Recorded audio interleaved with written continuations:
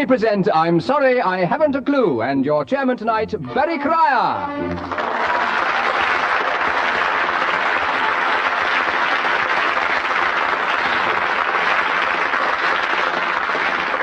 Thank you, and welcome again to I'm Sorry I Haven't a Clue, the panel game that proves that life isn't all misery and bad news, it can be chaos as well. This is a clearly defined panel game with very tightly knit rules, and my name, of course, is Steve McQueen. At the piano we have our very own Mr. David Lee, and confronting each other we have two teams. On my left, listeners, you'll have spotted them on my left. We have first Mr. John Hello Sailor Cleese, partnered by Graham Goody Goody Garden, and opposing them we do in fact have Bill Let It All Hang Out Oddie and Tim Brooke No Argument Taylor.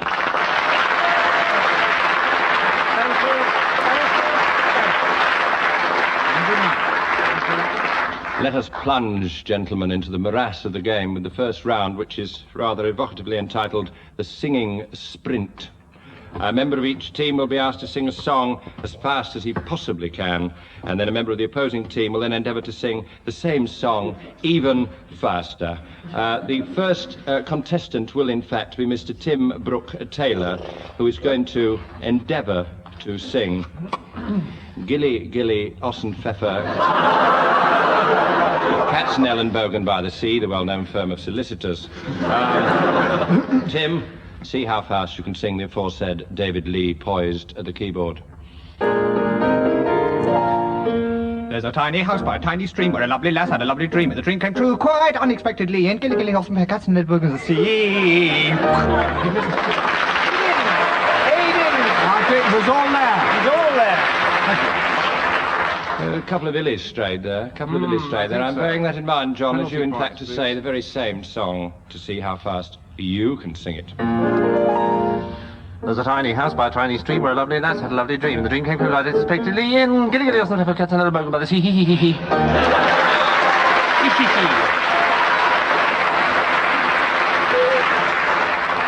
John took longer, Tim dropped two illies. I'll call that draw, 2 points all, and we in fact now go to Mr. Bill Oddie, who's going to essay that wonderful song from the film starring the immortal Eamon Andrews. The song is Do, Re, Mi. Bill, please.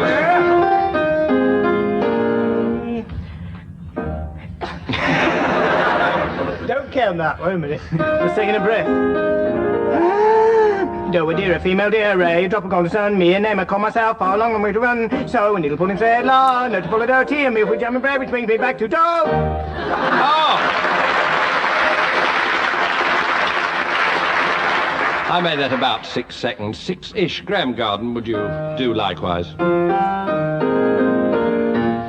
a dear, female dear, a drop of gold sun, me a name, I call myself, far long way to run. So a needle pulling and la, no to pull a dirty, and me with jam and bread, which brings me back to dough.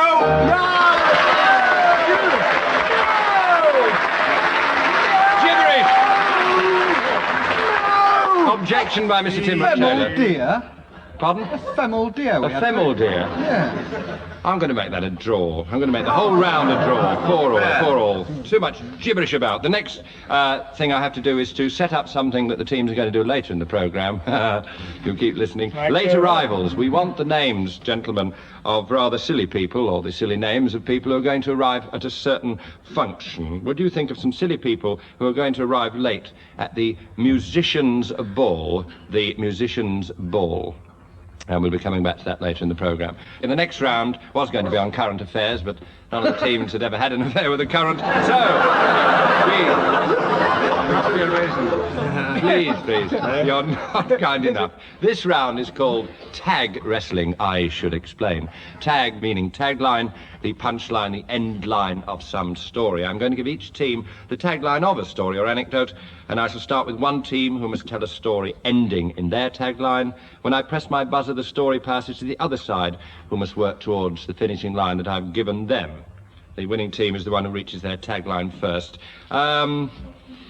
Tim and Bill, your tagline: suddenly the moon came up over Bangkok. Suddenly the moon came up over Bangkok, and Dr. Muller closed his diary for the last time.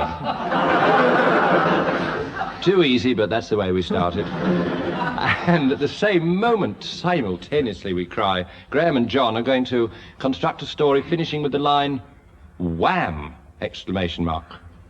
And the Christmas pudding disappeared into the Mersey Tunnel.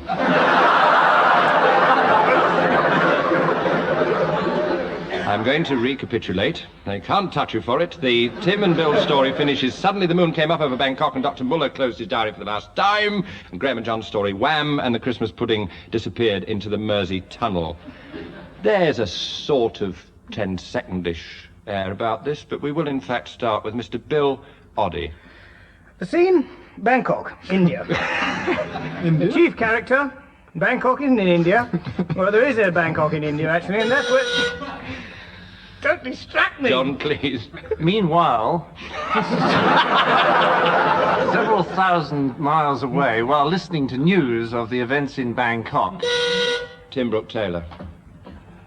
And the events that were happening in Bangkok that they were listening to was of Dr. Muller, who had, Graham Garden. Recently died.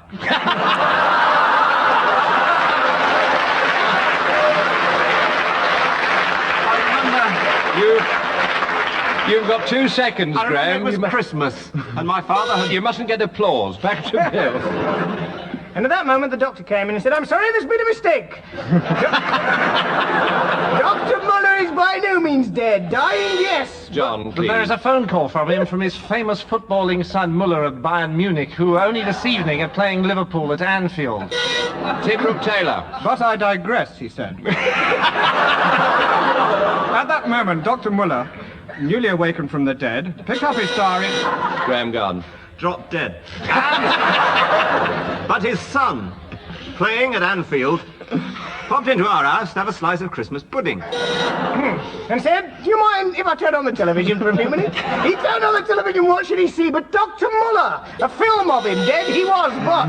At that moment, the Christmas pudding was dropped. Muller, falling forwards from the shock of seeing his father on the television, struck it with his head, and wham! And said, I've never seen a football look like that. It looks more like the moon to me. It reminds me of a time in Bangkok when suddenly... Oh, forget the story, he said, kicking the pudding, wham! And the Christmas pudding disappeared into the Mersey Tunnel. Oh, give it to... Yes, yes. But...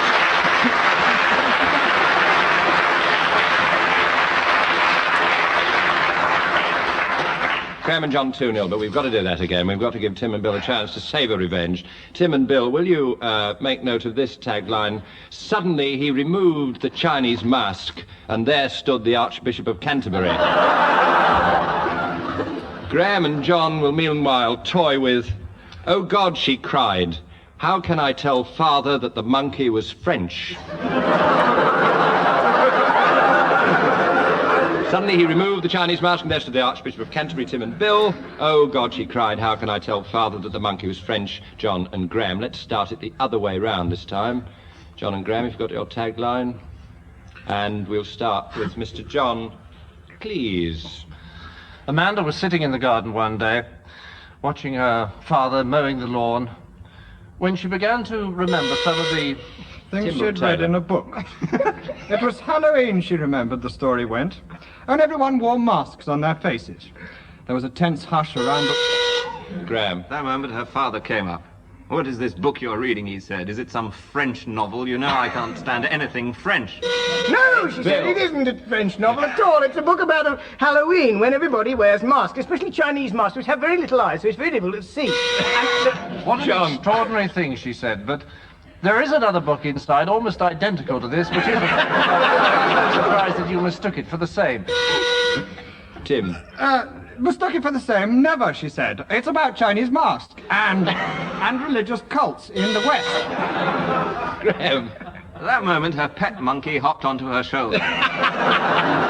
Father patted the monkey on the head. I'm quite fond of it, he said. quite fond of the monkey, he said, but let's get back to this book.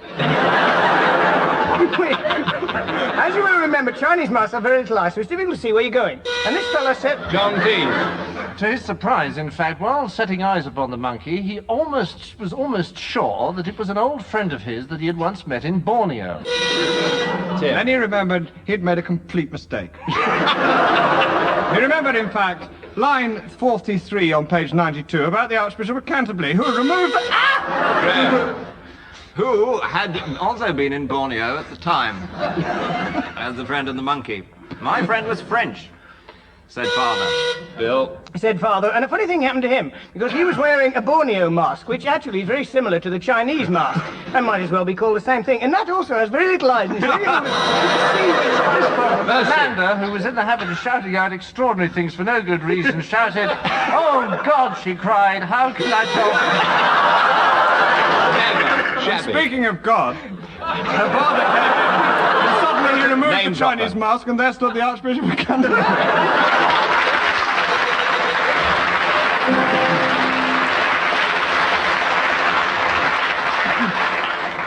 Tim and Bill 3-0. The hardback will be published in the autumn. Now we move to the next round. By the way, we've had a lot of letters from listeners asking, is Tim Brooke-Taylor? I've been asked to reply yes, but not necessarily in that order. Now, the next round is called Word for Word. This was going to be a round for female impersonators, but Bill failed a medical, so I'm going to give each team a word, Happy to say. and they must immediately come up with another word, the other member of the team, that is, which has nothing whatsoever to do with the word that started it all off. So I think I'll start with John on this occasion. John, will you start with the word ostrich? cricket?" Pentateuch. Alcibiades. Challenged by Bill Oddie. I couldn't say either of the last two words. I'll allow that. I'll allow that. A connection has been established. I'll allow that. 2 points.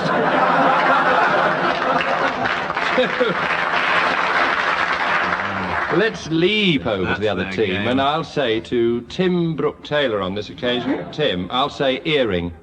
Horse. Jack. Lever. Pie. Jack Lever used to open the bowling for Lancashire. Oh, the We've glibness of gone it. past that. 2 the points, buzzer John, wouldn't please. Good. Graham Garden. Pterodactyl. Parsley. Grange. Overture. Spoke. Light. Elm. Sorry. Challenged by Tim Brooke-Taylor. Were you sitting on it? I couldn't know. I regret it, whatever it was. Yes, indeed. I think they should carry on. Penalty points. One for charity. Now, but in fact, we will. In fact, yes, let's leap back to Bill Oddie with the word nib. Lemming. Clock. Bat. Elephant's foot umbrella stand. Groan. Challenged by Mr. John Cleese. Could never have a foot if it hadn't grown. Excellent. The power of that connection astonishes me. Let's go to Can't give him John Cleese with the word wrist. A wrist. Wrist. Stoked. Water. Pachyderm. Buffalo. Polyhydrate. Buzz in I that. personally knew a polyhydrate who owned a buffalo. You know Polly, she runs the...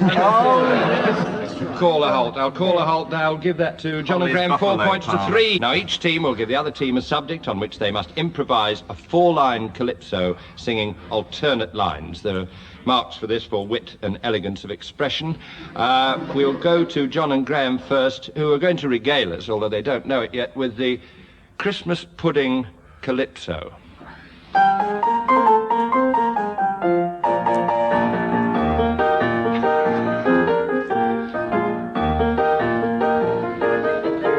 I had a shock on Christmas Day. My Christmas pudding was going grey. Old and wrinkled. And then I saw... It wasn't a pudding, it was my mother-in-law.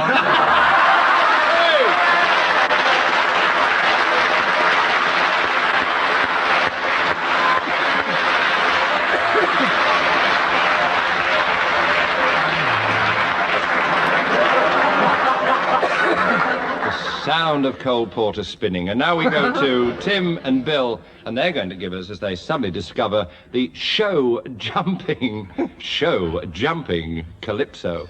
No mentions of Harvey's You are going to start to keep stalling. I got a first line. I went show jumping the other day. Saw Princess Anne, and I must say she did very well to get round the course. Considering she didn't have a horse.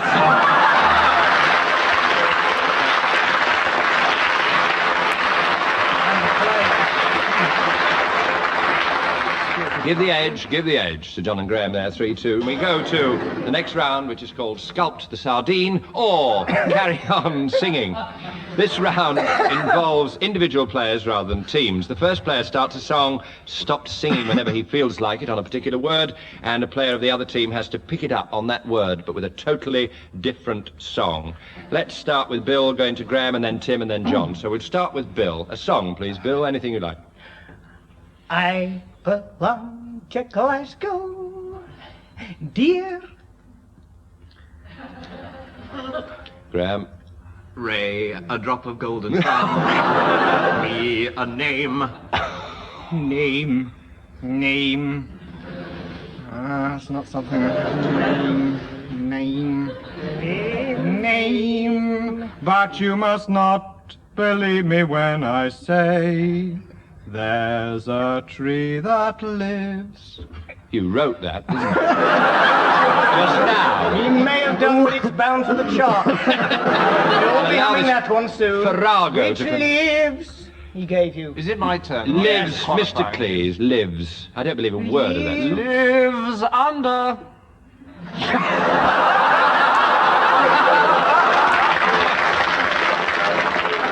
Neath the arches, I dream my dreams away. Down yonder in New Orleans, in the land. It's Jim. my land. This land is your land. And the next line goes. You'd never be an estate agent. For the bell of freedom. Or freedom. Abysmal. I don't want to follow that. They've just lost their independence. I'm. Well, if they going- challenge us, we can go on. Let's Freedom call, come, let's call it. Hold on. freedom Let's start go. with Graham. We win. Thank you. 5 We points. win. The end of the contest. Graham, start a song. Retired. Lash them with a song, Graham. Promises. Do you know that one? I don't know any songs. Come on, you know it. Oh, the Camptown ladies sing this song. Song. I'm about to sing a song. You don't have to, it's my go. Oh, is it? No, it isn't. No, it isn't. Song in my heart. Heart. Twice? I was helping you out. I won't ever again. Hearts, the herald angels. You have to be kind to me. I don't like music. Sing something simple. Simple, Graham. Simple. Simon. Prompting. You threw your voice, Graham. Met. We all met by moonlight, but that isn't a song, is it? No, met. I'll hoot you there, Tim, and I'm going to make Mr. John Cleese, in fact, start a song, a real one this time, by way of a novelty, and stop at a particular word from your vast repertoire, Mr. Cleese. We'll honour yet the school we knew, the best school of all. We'll honour yet the rule we knew till the last bell call. For happy days and holidays and sad and melancholy days, they were great. Nearly the term ended, isn't it? Great balls of fire! Yes! Fire! Fire to Graham Gunn. Fire down below. below, below, below the winter wine. Thou shouldst not be unkind as man's in. Man's in. Men, well, in. Gilly, gilly, oss and pepper cats. Bogan was that. Bogan. Oh, no, I won't allow Bogan. I'll allow C. Bye. Bye. All right, bye. I'll allow bye. By the light of the silvery moon. Moon. That can't be. A moon river wider than a mile. Mile. Mile? My old man said follow. My old man said follow the van. Just. And don't dilly-dally on the way. Down upon the Swanee. I'm going to make How I it love you, how I love you, my dear old Swanee. Neat. Swanee. There isn't another, is there? Swanee, those songs that... Oh, God. I'll call a halt there. I'm going to declare the whole round as a win to Tim and Bill. Tim and Bill. 5. 4 points to 3. And in fact, gentlemen, you are locked in combat yet again with our tag wrestling part 2, in which we do as before, we give each of the teams the final line of a story, and then they've got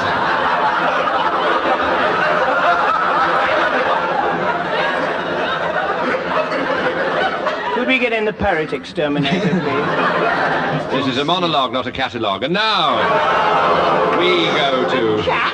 I wasn't a cat. It was a cat to me for the purposes of what I was about to say. The 2 final lines, gentlemen all. Where are we? Ah, yes, Tim and Bill. You have, "So, monsieur," the dentist smiled and squeezed the trigger on his left boot. So, monsieur, the dentist smiled and squeezed the trigger on his left boot. And John and Graham, "Dada," gurgled the Spanish tot. And then the trampoline collapsed. So, monsieur, the dentist smiled and squeezed the trigger on his left boot. Tim and Bill, John and Graham, "Dada," gurgled the Spanish tot, and then the trampoline collapsed. Tim Brooke-Taylor's going to start the story. Go. Bonjour. No, not bonjour. Bonjour, said Edward Heath. Bonjour, said the dentist, as the monsieur came into his dentistry. I have here a bottle of whiskey. Would you like a tot? Certainly. Said his patient. Bill. Well, yes, I would like a tot, said the dentist. Well, you can't have one because there's no drinking in the surgery. Especially... John. But we could pop outside and go to the circus where there are some fascinating acts going on. So they strolled out from the... Dim. From the surgery and headed for the circus. Unfortunately, they found it wasn't in town that day, so they returned to the circus. Graham. The dentist said, when I offered you a tot just then, of course, I wasn't referring to the whiskey, but to this charming Spanish child. Which Bill. Which has absolutely nothing to do with this story. In fact, back at the dentist's surgery, which was, of course, in Paris, a spy came. John. What was the last thing you A said? spy came. A spy A came spy came. and said, "The circus is on its..." The what? I hooted. I didn't let him speak. Worth of I that. didn't let him speak. Oh, he didn't let Tim. him. He said, "Sit down in this chair, monsieur, and I will try and open your mouth." "Ah, your mouth isn't opening, so let me put my left boot in there to keep it open." Certainly not. Come in. How do you do, sir? I just came to tell you the circus is in town. Ah! Yes. And the dentist said, but before you go to the circus, you better have your teeth done. So that you won't feel the pain, I want you to sew something. Sorry, So. Sew? Get on with this. So, So he got into the seat and he said, said, look, the only thing to keep your mouth open is to put my left foot in it. And there's an anaesthetic in my left foot. So much... I Graham. told you before, certainly not. Ah, come in. It's the trampoline you ordered, sir. I'll bring it You'll find it a great deal more comfortable. You won't feel a thing if you lie on the trampoline and sew this button on my shirt, which will relax you. And then I can... So, I shall give you this... This is all very surrealist, the dentist said. No, it's Dada, gurgled the Spanish top, and then the trampoline collapsed.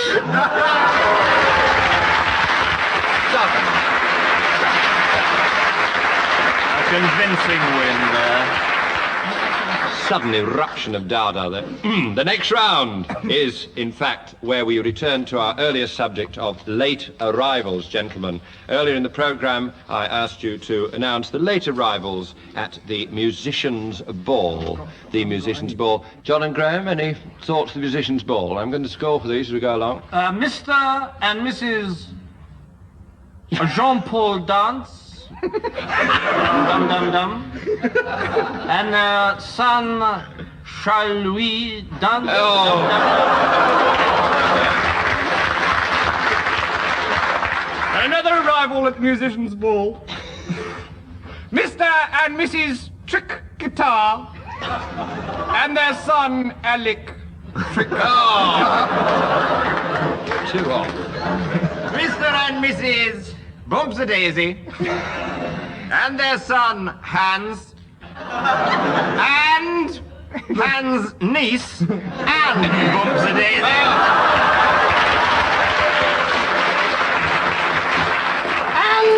And also arriving late at the Musicians' Ball, Mr. and Mrs. Hube, and their notoriously pornographic son, sometimes known as Blue Dan Hube.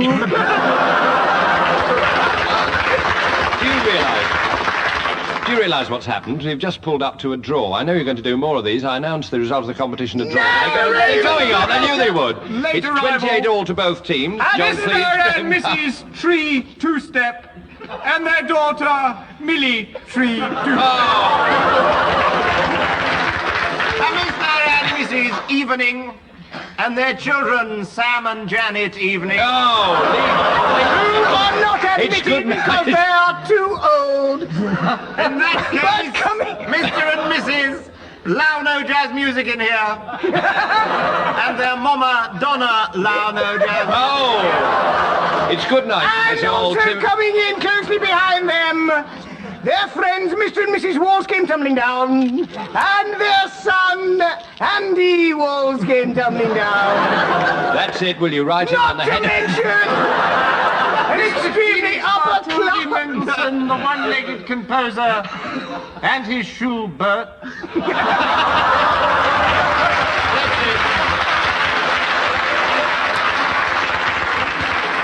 So it's good night from John and Graham, Tim and And Bill. Mr. and Mrs. Lynn and their daughter Mandy Lynn. Oh! And a And very, JP very indeed. posh family, Mr. and Mrs.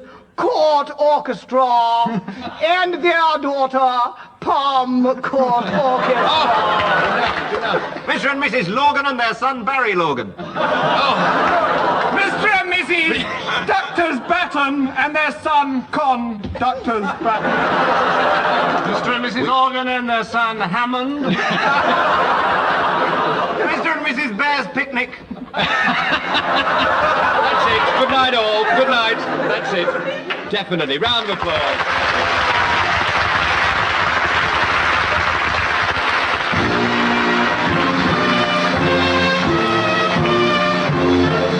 That was Barry Cryer saying goodbye on behalf of Tim Brooke-Taylor, John Cleese, Graham Garden and Bill Oddie. Dave Lee at the piano and producer John Castle.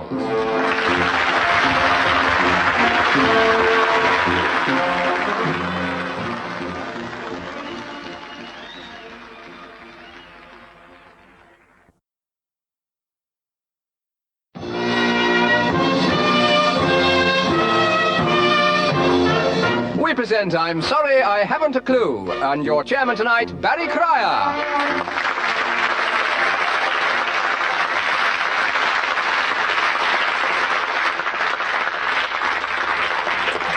Hello and welcome to another edition of I'm Sorry I Haven't a Clue, the show that is to radio what Arthur Mullard is to flower arrangement. And with our very own Mr. Dave Lee at the piano, may I introduce the two opposing teams. Mr. John, all the spoons in the glasses, please. Graham are my seamed straight garden. And opposite to them, Bill, I can't quite put my finger on it, Oddie. Tim, I was on the television last night. We ran out of chairs. Brooke-Taylor!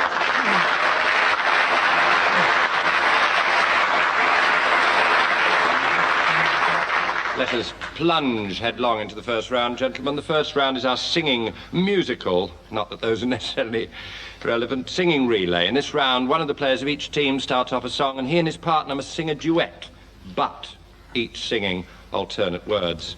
Any player who falters or messes up our game is declared soppy, and several points go to the other side. I think we'll start picking up the lyrics. Let's start with John and Graham. The song in question is Roses of Picardy. We have to do this, don't we? Roses are shining in Picardy, In the hush of the silver dew.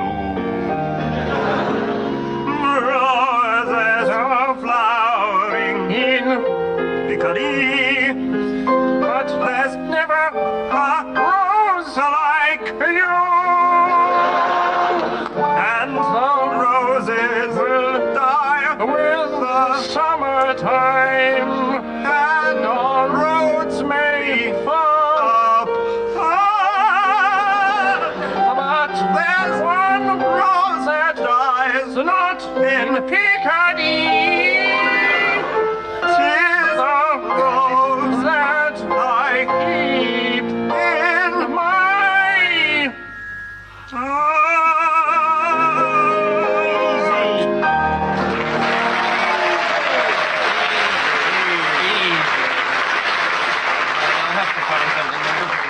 That was Roses Are Blighting, Blooming, I'm sorry, in Picardy. And we go to Tim and Bill with the song When I'm 64.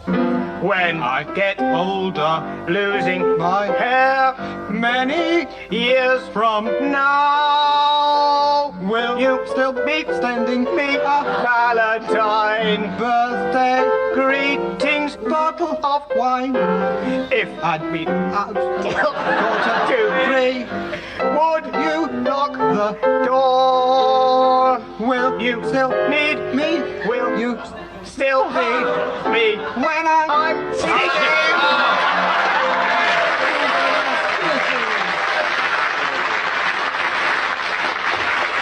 Tim and Bill, a few mistakes, but a harder song. 2-all. Yes. 2-all to that. Now, this is where I set up something for later in the programme.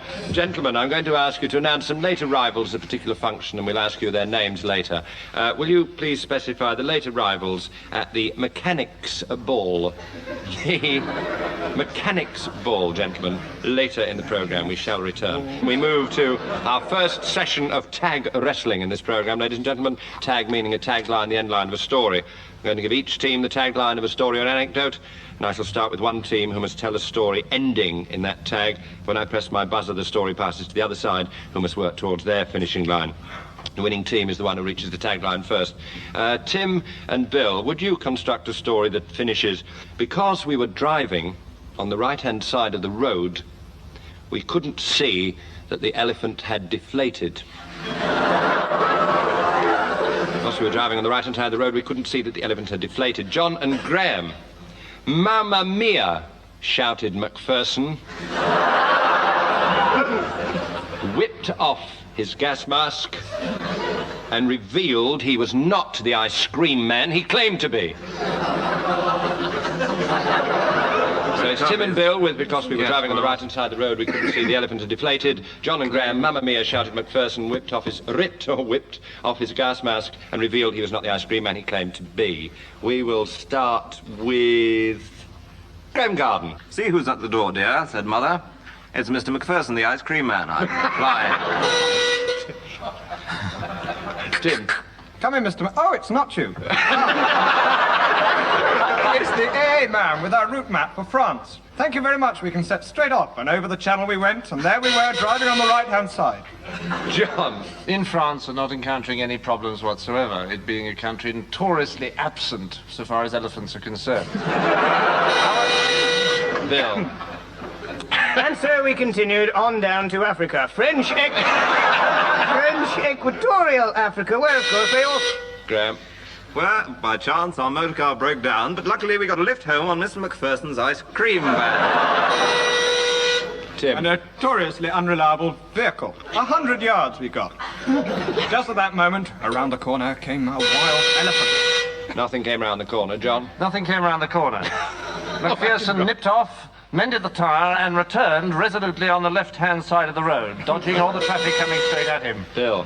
And drove straight back to England, where he was surprised to find a policeman waiting at the door.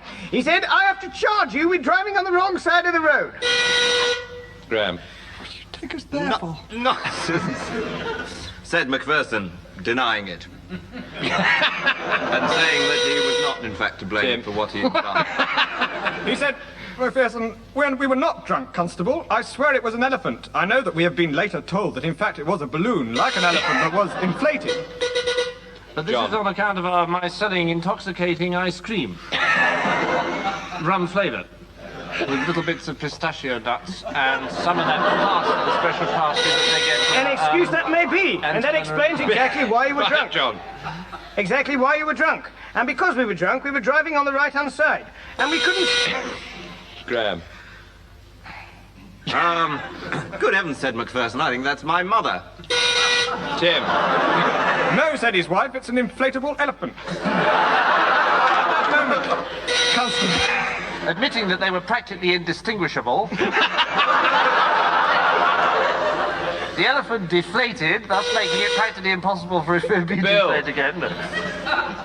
The elephant deflated, but unfortunately we couldn't see that the elephant deflated because we were driving on the right-hand side of the road.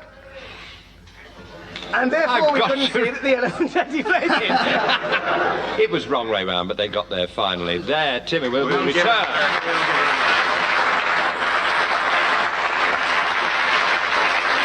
It was a gat rather than a tag at that moment, but we will return to tag wrestling in a moment, and we in fact move to our next round, which is limericks. Limerick time. I'm going to give each team the first line of a limerick, which they must complete by each team member taking alternate lines. Marks will be given for cleanliness, and 1 mark will be deducted for each solicitor's letter received. Let's start with Tim and Bill. Tim and Bill. There was an old man with a stutter. There was an old man with a stutter. Are you ready? Are you ready? Yes, With yes. a stutter. Who massaged his larynx with... margarine. He oiled his false teeth. And to his relief... He found he could talk so much butter.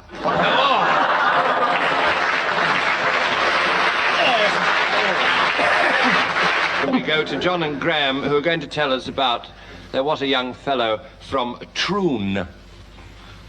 There was a young fellow from Troon. There was a young fellow from Troon? Yes, yes, I'll allow that, yes. Who sat down one day on a spoon.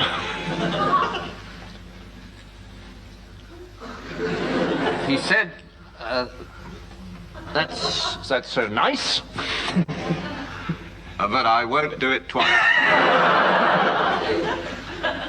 And never again is too soon. Mellifluous. Interesting concept. 2 points for that. Let's have another one from Tim and Bill. There once was a tractor called Bert. There once was a tractor called Bert. There once was a tractor called Bert. Get away. Who pulled a cart over the dirt. He went over some furrows. And 12 rabbit burrows. And said, "Oh, God, blimey, that hurt."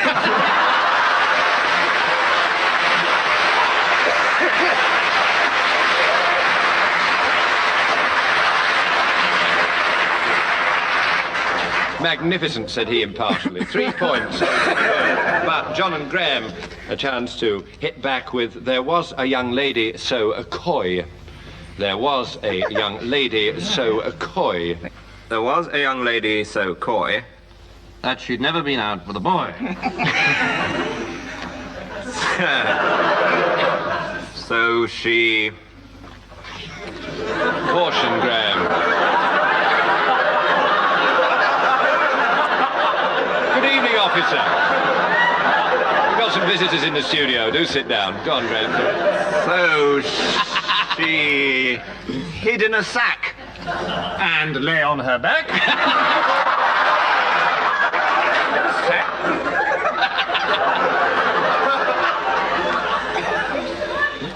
a most unsatisfactory plot.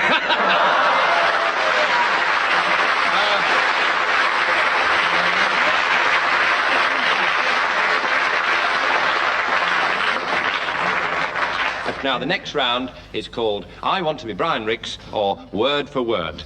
I'm going to give each team a word, and they must immediately come up with another word which has nothing whatsoever to do with the word I gave them. The other team can challenge and try and establish a connection. I'll start with John Cleese, and I'll give him the word cassock. Elf. Botanical. Spoon. Runcible. Interruption by Bill and Tim. 2 fingers past single I thought. get away with that. Runcible spoon. Never heard of it. Runcible spoon. It's a vague, tenuous connection. I'm going to allow that. I'm going to give a point to Tim and Bill. And let's leap to Tim with the word bollard. Joke.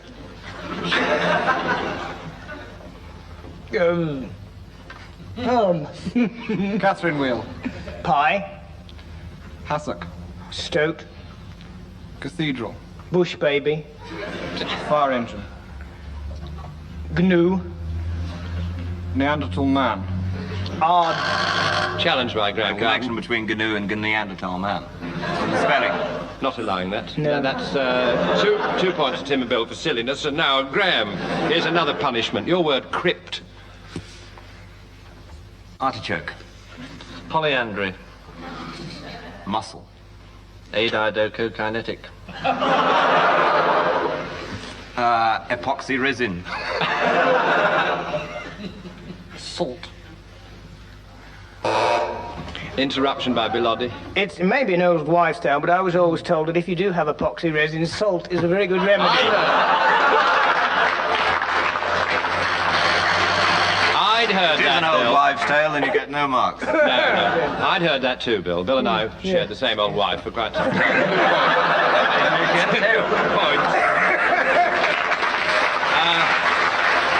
Bill, will you follow on the word denture? Cigar. Boot. Wombat. Microphone. Knee bone. Eiffel Tower.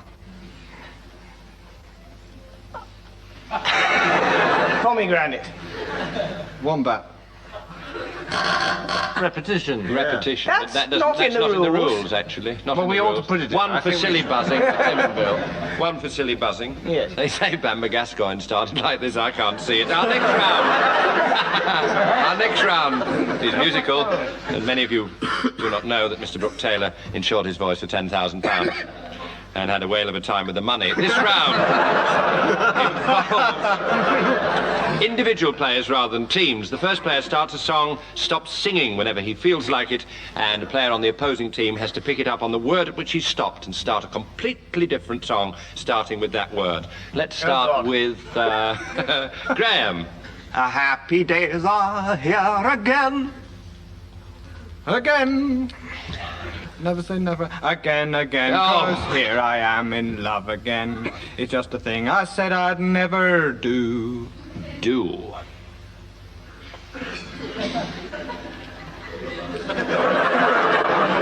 Oh dear, a field. Ray, a little piece of fish. Dreadful. Stingray. in the tale. No. I want to start another song immediately. I feel rather ill. I want to start another song with Bill Oddie, please. I've got hiccups. This is a repeat. Sorry. When I see me till I see coming through the rye. Rye, Rye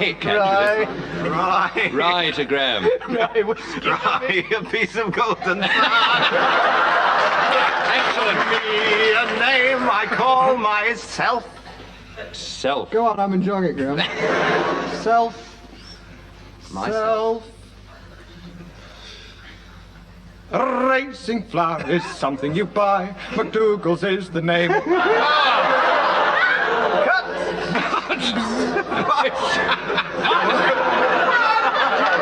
You've just written that and it'll make a fortune. I'm going to disqualify that. Mr. John Cleese. Mr. John Cleese will now sing a song, stopping, hopefully. But a word. At a word. But a word. The only one I know is my old school song. Part two. We enjoyed it very much. Days and holidays and sad and melancholy days. They were great days and... That's an easy one. And if you tell her, and if you tell them, and I'm certainly going to tell them. You tell them, that you're the boy whose wife someday. That can't be right. But the girl whose husband someday I'll be. Graham.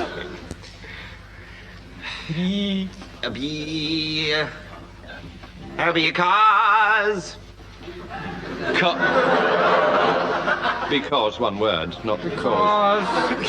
Because I'm a Londoner, that I love London. Done. London, Done. I love No, done. Done. John Cleese, please. Oh, Another point to Tim and Bill, and let's have Tim. Tim starting the final song of this round. Tim. Oh, the shrimp boats is a-coming, there's... You didn't stop. There's. He didn't know the next word. There's... Golden haze on the meadow. There's a rainbow round my shoulder. That's enough.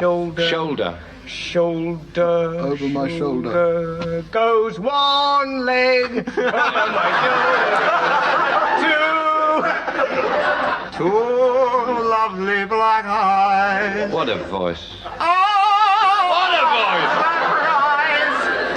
voice! Surprise! Is that where you left off? Yeah, surprise! Surprise! Surprise! You're dickering and dockering, Tim. I am what? Surprise! Hoot. Surprise! Open the oyster shell. Just 4-3 to John and Graham. Let's leap on to Tag Wrestling Part 2, in which, as before, each team will be given a tagline of a story and make their separate ways towards it. Let's change the order of giving taglines, swap it round a bit. John and Graham, your tagline: the rose fell off the duck's hat, and we all went home early. I'm sorry, so we all went home early. I think that's more interesting. The rose fell off the duck's hat, so we all went home early. And Tim and Bill, will you work towards hooray, shouted the girls. And Arthur Negus did a dance.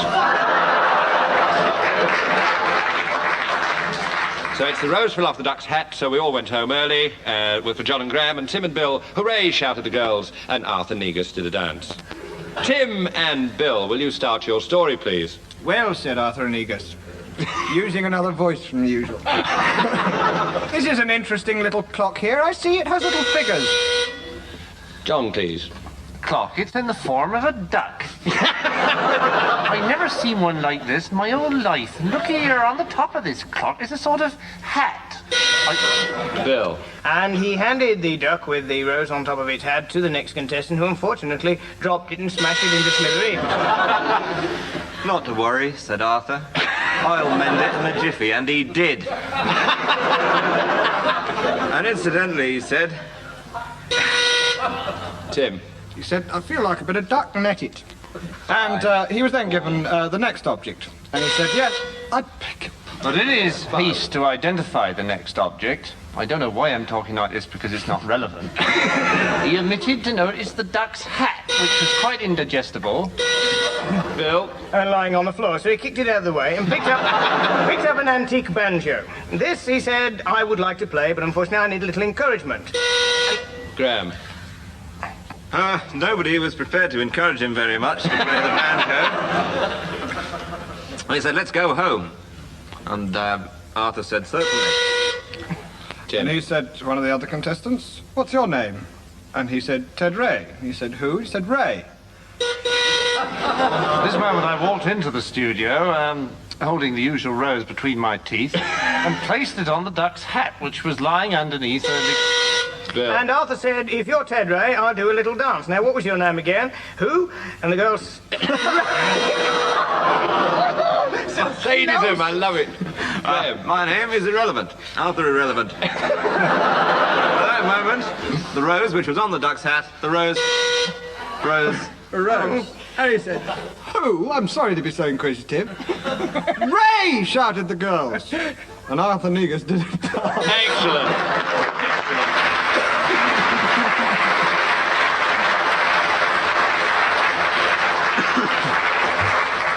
3-0 to Tim and Bill. 3-0, and we move now to blues time. Blues time, gentlemen.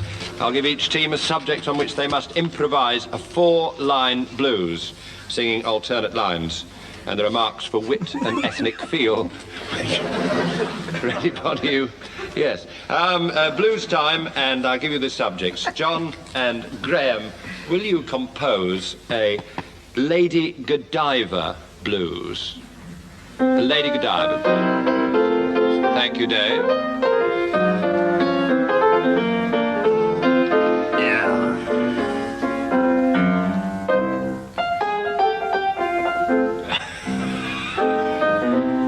Rhymes with Godiva. Liver, Shriver, Sergeant Shriver. I woke up this morning. I took a look outside. Oh, yes, I did. And there was a lady called Godiva. You don't say. And she was going for a ride. No. She was riding side saddle. And my house was on the wrong side.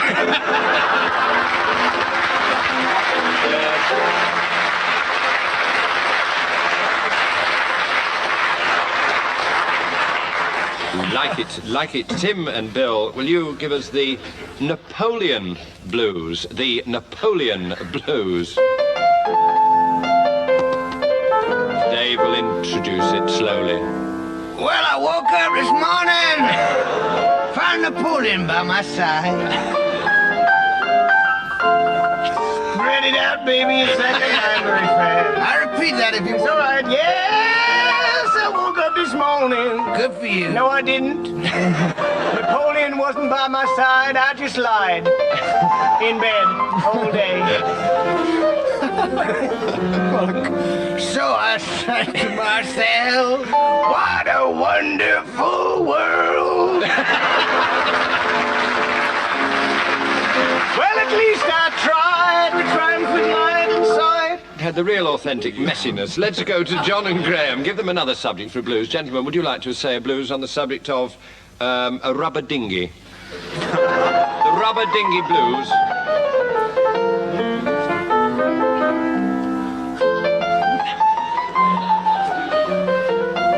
Graham Garden is wearing a very worried expression. Well, I woke up yesterday afternoon and found I was in a dinghy. Has he stopped? I can't do this stupid thing.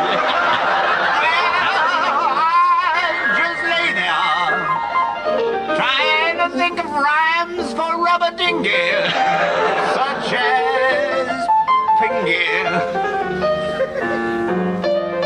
That Pingy wasn't very good. So if you can think of a rhyme, give me a ringy.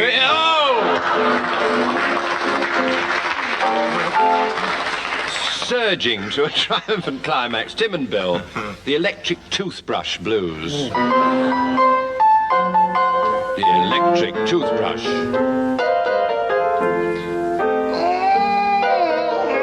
That's right, Bill. Don't... Well, I woke up about 3:30 sometime last night, a couple of weeks ago, with an electric toothbrush by my side. I plugged it in the mains, and I damn near died. Well, I can tell you why. Well, all right, you nearly died, 'cause when I put it in my mouth, I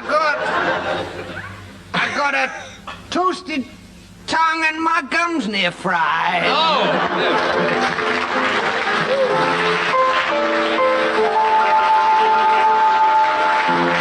Steamy. Oh, a 3-0 win there to Tim and Bill in its late arrivals time. Gentlemen, we revert to... Look at pain on Mrs. Cleese's face.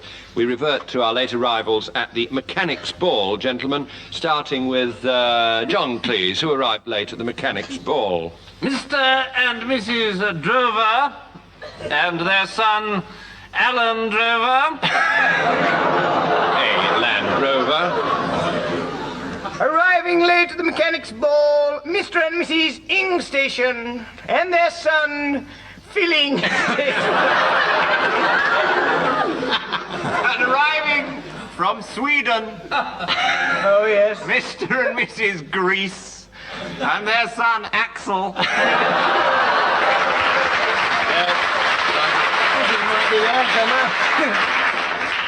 And arriving from Ireland, Mr. and Mrs. Anical Failure and their son, Mick Anical Failure. Mr. and Mrs. Proprietor and their son, Garage Proprietor.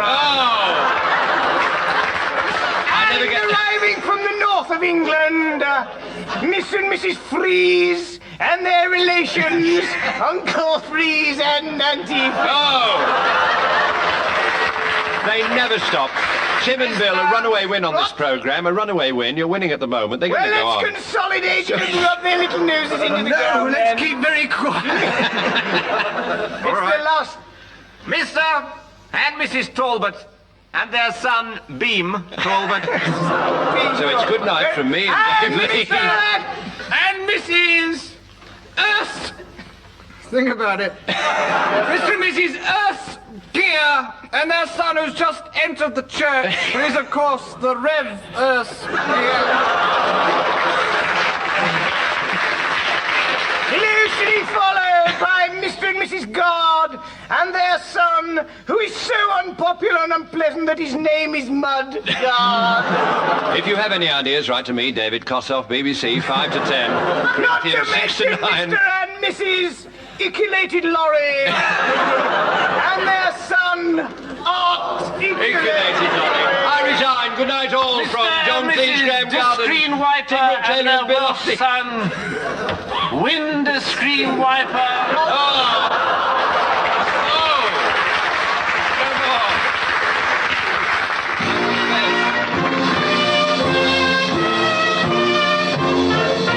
That was Barry Cryer saying goodbye on behalf of Tim Brooke-Taylor, John Cleese, Graham Garden and Bill Oddie. Dave Lee at the piano and producer John Castle.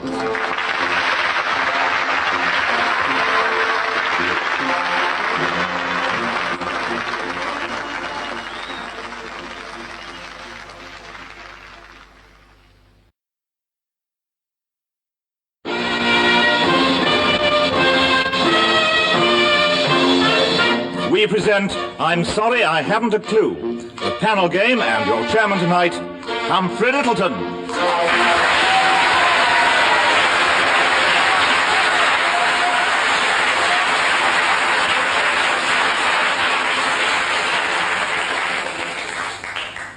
Hello. Well, the score at the moment stands at 483 to 13, so there's everything to play for. And here are your two teams for tonight. First team, Joe Kendall and Graham Garden.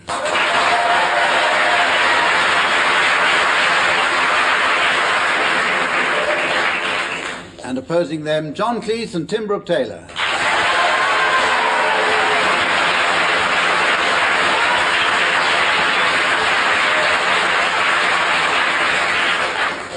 In this first round, I ask each team to sing a song, but singing alternate words. If anyone sings only 2 words, or half a word, or dries up altogether, or parts company with Dave Lee's accompaniment, then that team can salvage a point by doing it at twice the speed. Joe and Graham, your song, please, is When I'm 64. When I get older, losing my hair many years from now, will you still be sending me a Valentine birthday greetings bottle of wine? if I'd be out till 2:45. would You lock the door. will You still need me? will You still feed me when I'm 60?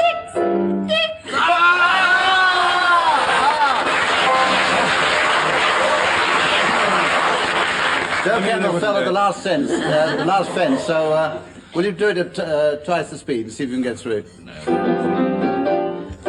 when I get older, losing my hair many years from now. will You still be sending me a Valentine birthday greetings bottle of of wine. if I'd be out till 2:45. would I'll lock the door. will You still need me.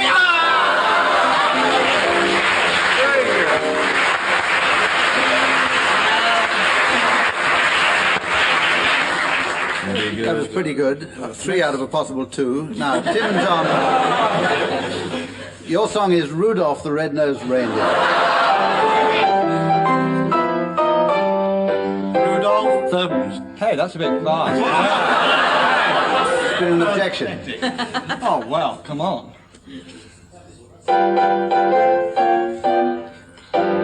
Rudolph the red-nosed reindeer had a very shiny nose, and if you ever saw it, you would say all of the other reindeer used to laugh and call him names. They never met poor Rudolph, joined in any reindeer games. Then one foggy Christmas Eve, Santa came to say, Rudolph, with your nose so bright, I won't you guide my sleigh tonight? Then blow the rain.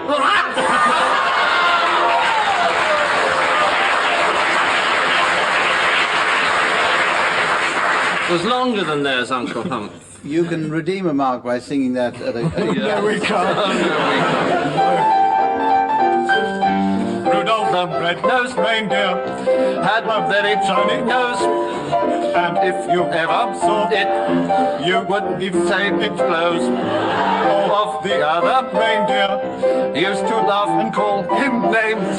They never let poor Rudolph join in the reindeer game. Then one foggy Christmas Eve.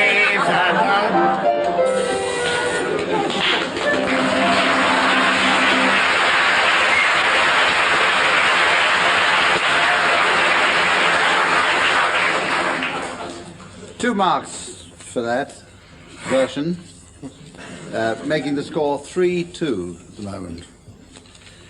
Later on in the programme, towards the very end of the programme, I'm going to ask the teams to announce people with silly names to a particular function, and to give the players time to think them up, I'll leave it until right to the end of the programme before I ask for their silly names, but they are going to have to announce the late arrivals at the Stage, Screen and Radio Ball. Now we have the round word for word. I'm going to give each team a word, and they must immediately come up with another word which has nothing whatever to do with the word I gave them. The other team can challenge and try to prove a connection. We're going to start with John and Tim, and your word to start off with is jumper. Bat. Cucumber. Strength. Antediluvian. Banana. Crochet. Stoop. Umbrella. Hair. Toenail. Boot. Graham's challenge. What's your challenge, Graham? Well, I think hairs and toenails are really connected, aren't they? Not collected, anyway. Well, you'd be surprised. Yourself.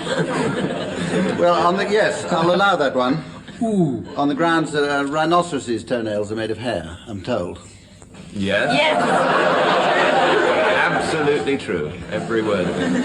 Any queries from listeners should be directed to the living world. Graham, start off with bracket. Hexagon.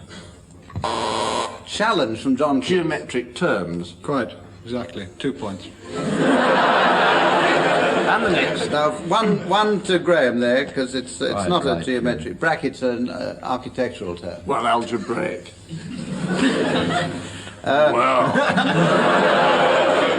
John, you start then with refuse. Refuse. Challenge. Refuse and refuse are connected. In what way? They are, in fact, collected in this case. Start again, John. Refuse. Refuse. Steed. Pardon? Steed. I said pardon.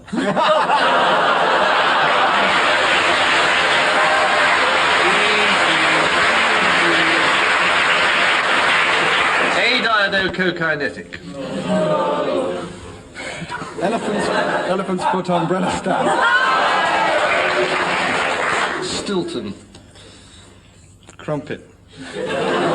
Mice. When in doubt. Walking stick. Exercise book. Tractor. Cosmonaut. Lynx. Portuguese island of Macau. Throat. Puma. Armchair. Comb. Love nest. Vowel. I'm going to stop that now because we've already run into the next program. By 10 minutes. Does anybody left? 9 to Tim and John for endurance, 2 to Joe and Graham for atrophy of the buzzer-pressing finger. And I think we'll go on. Oh, we'll give them one more. Joe, we'll let you start with the word smut. Clock. Pentameter. Horse. Duke. Duke of Wellington rode a horse. Here. Yeah, he rode a horse. And he also had a horse, which we call Norman. You Tim. also had an elephant's foot umbrella stand. We didn't stop you. Tim, will you start with the word giggle? Trumpet. Spoon. Microphone. Elf. Elephant's foot umbrella stand. Elephant's foot umbrella. Oh! Repetition. Different game. No, we had that, it is. I give you that point. We did have that 3 months ago. That makes the score now Just because my vocabulary. very exciting. The next round is world records. This is where I'm going to read out a world record to each member of the team, but I'm not going to tell him or her what the record is for. And we will have 150 points for a correct definition and 1 point for anybody who gets anywhere near it. Tim, yours is the first world record, and it is 366 halfpennies, 26 sixpences, 17 threepences, 11 pennies, 4 shillings, total 424 coins, and the value £1, 17 and 5 pence in the old money. It's a relief. I thought you were going to ask me to add them up. Back to that later. Yes, I know that one, actually. Yeah. Can I answer it if I know it, actually? Yes, yes. Ah, pity I said that. It's in fact, sounding like Cluffy now. It's, yes, you know the astronauts on the moon? Not personally. Not personally. Well, then I can tell you all about it. Speaking down to Houston, you have that beep. Well, that in fact are the pips on the telephone, and those are the coins they have to put in the telephone. When the pips go.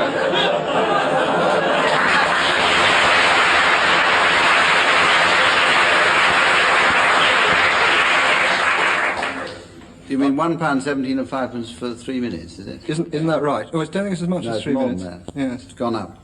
I'll give you 1 point for being within, well, I won't say within the same universe. Because in fact the answer is it's the most number of coins swallowed by anything other than an ostrich. They were found in the stomach of a 54-year-old man. It had killed him, presumably. No, it was his way of saving. John Cleese, your record is 9 Hebrew cubits.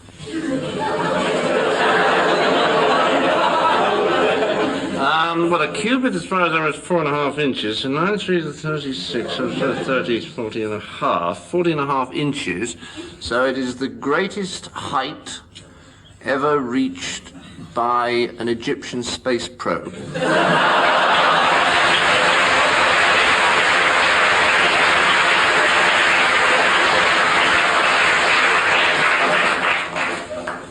Well, actually, you're not in the same universe, but I'll give you a mark for that for ingenuity. Actually, it is the greatest height that has ever been jumped by an Israeli Minister of Agriculture and Fisheries without dislocating a hip. It was. Yes, you get an extra mark. Sorry, last night. Yes. It has been You broken. get an additional mark for that because I'm assuming that he jumped Og, the king of Bashan and Gilead. Right, Yes. right. Because 9 Hebrew cubits is the height, or was the height, of Og, the king of Bashan and Gilead. Dead right. Who is said to be the tallest recorded man, although it's computed on the flimsiest of evidence. It's based on the length of his What did he arm record? bedstead. Because I didn't know he was a... On the length of his what? Based on the length of his iron bedstead. Oh, yeah. But for all I know, It's wonderful what you can pick up not- just sitting it's in the car with the interesting, if not radio on. entertaining, Yes, isn't it? exactly, Yeah, exactly. yeah. for all I know, he and his wife may have liked to sleep sort of head to foot, so to speak. So I don't think it's a very good answer, that.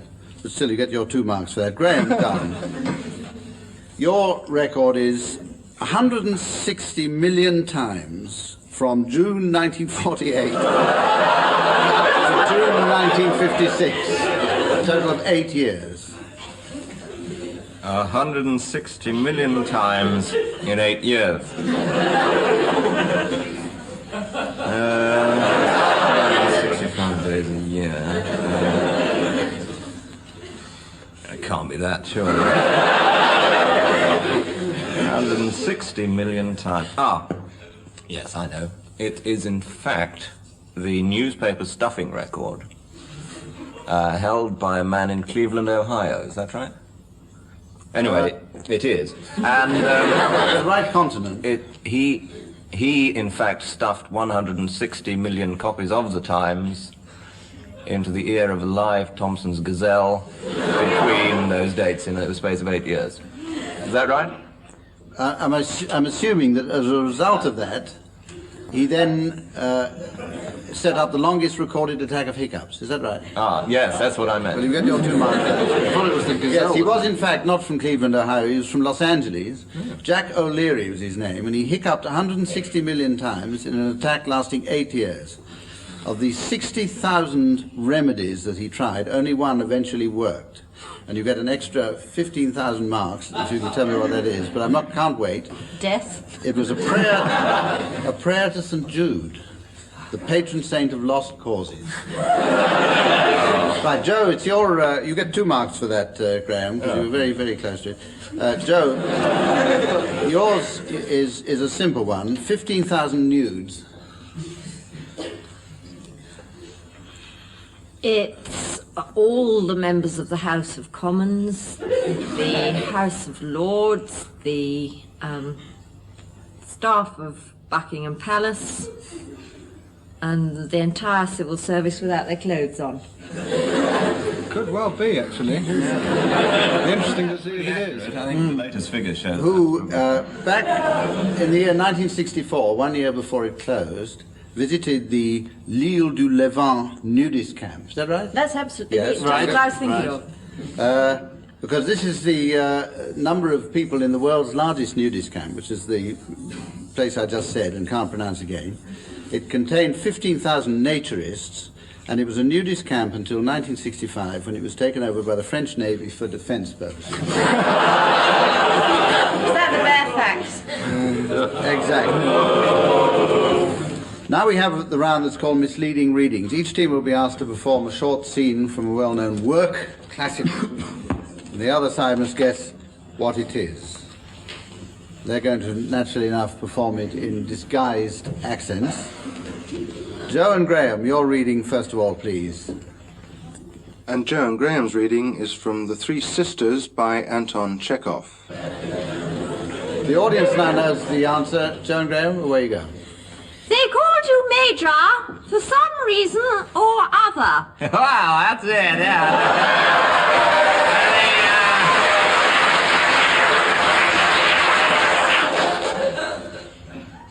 That's the reading. Would you like a little more? No, thank you. No, that's fine. Well, you're getting it.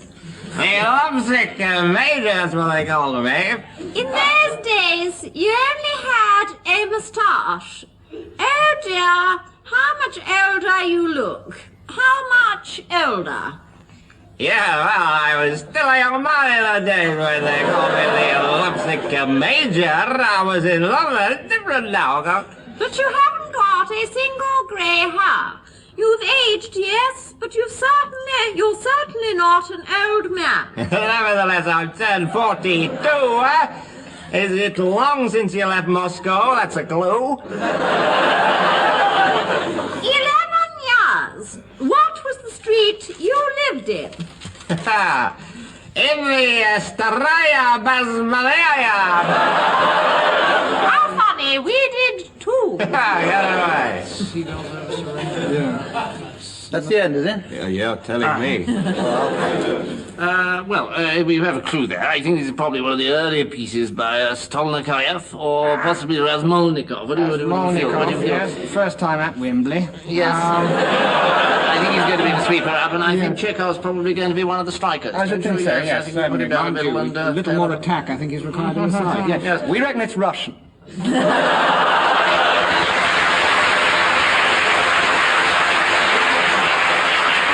And because we don't know any others, we'd say Chekhov.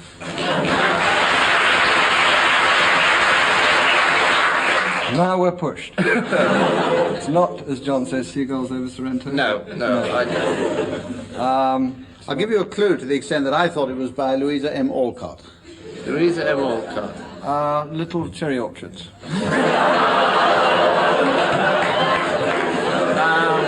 The Seagull Three Women. Sisters.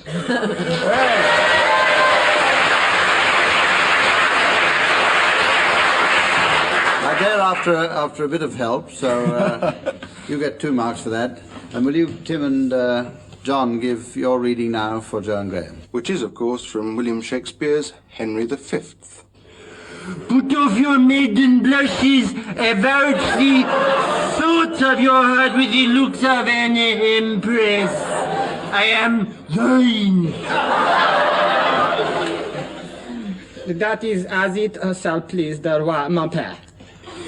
Nay, it will please him well, Kate. It shall please him, Kate. That shall also content me. Upon that I kiss your handing and call you my queen. laissez, monseigneur, laissez, ma foi, je ne veux point, my boring you at all, que vous abaissez votre tondeur en baissant la main d'une de votre seigneurie. No way to get into the club of marketing, serviteur. Excusez-moi, je vous supplie, mon très puissant seigneur. Madame, my interpreter, what says she? That is not be the fashion for the ladies of France. I cannot tell what is better en English. To kiss. Your Majesty entend better que moi. It is not a fashion for the maids in France to sit kiss before they are married. Would she say? Oui. Raymond. And that concludes the reading for this evening, ladies and gentlemen. There are sufficient clues there, we hope, for the right panel officer to be able to guess both the play and the characters involved.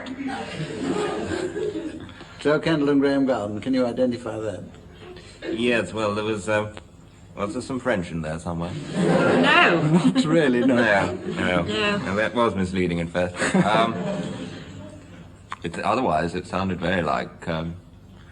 does it come from the complete works?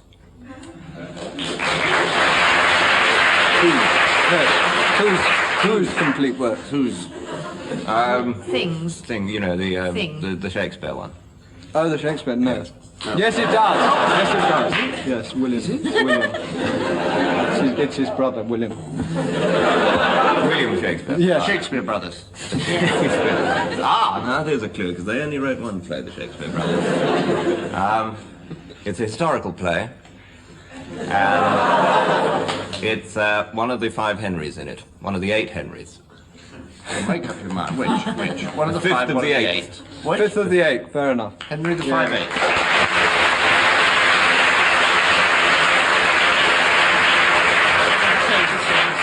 Just his I hat. thought at one point this would become a historical program before we got the answer out of them. But anyway, it was in fact Henry V by Shakespeare, so you get your 2 marks. The score at the moment, I feel it incumbent upon me to tell you, that the score at the moment is to Tim Brooke-Taylor and John Cleese, 34, and to Joe Kendall and Graham Garden, 37.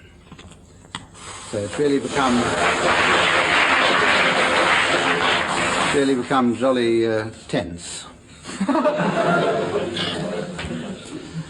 This next round is called tag wrestling. I'm going to give each team the tagline of a story or anecdote. I shall start off with one team who must tell a story ending in their tag, but when I press the buzzer, the story passes to the other side, who must work towards their finishing line too. If you have any idea at the moment about how this round is going to work, you're way ahead of me. The winning team is the one who reaches their tagline first. So we'll start with Graham and Joe, and your tag is as follows. Goodness, said the cook, whatever is Roger doing hanging upside down in my nightie from the clock tower of Kuala Lumpur Town Hall? What is Roger doing? Hanging upside down. And John and Tim, you realize this means war, said the Archbishop, taking off his wooden leg and handing it to the first violinist.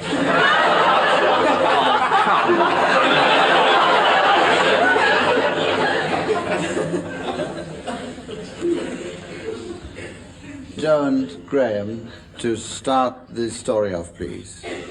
Right. It was a beautiful day in Kuala Lumpur as noon struck from the clock in the clock tower of the town hall.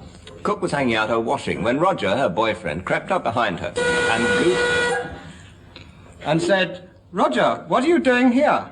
I thought you were still in England. And Roger said, I beg your pardon, and took the first plane back to England. Back in England, he was marrying Nancy, a nice little girl who worked on the farm down in Somerset. However, he was very unhappily married, so flew straight back to Kuala Lumpur, where the cook was again doing her washing, and he was so happy that he leapt into her nightie. At this moment, a large coach came round the corner, being one of the coaches chartered by the extremely large ecclesiastical orchestra, which was making a tour of the Far East. Amongst the very heavy complement of woodwind players and... Look out, cried Roger. as the coach plunged into the river. Climbing up the clock tower.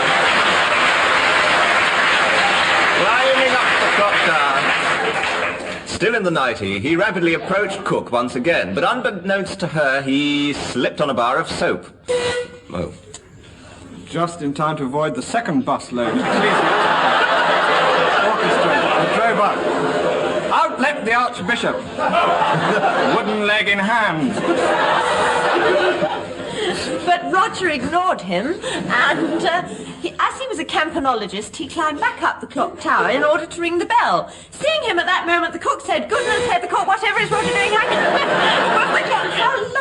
The Archbishop, leaping out with his wooden leg in hand and with his wooden hand in leg, plunged to the fallen coach and pulled out all the violinists except for the first violinist, who was badly trapped between the dashboard and the rear wheel.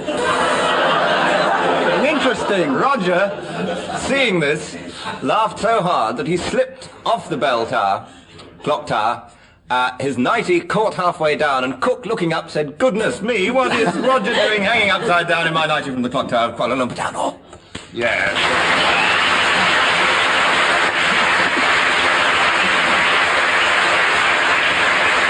I'll give that to merciful, if nothing. Graham and Joe, because they got very, very close to it on 2 occasions. Now, the time has come for me to ask the teams to announce their late arrivals. Let me remind you, these are the late arrivals at the stage, screen and radio ball. Mr. and Mrs. Pardon?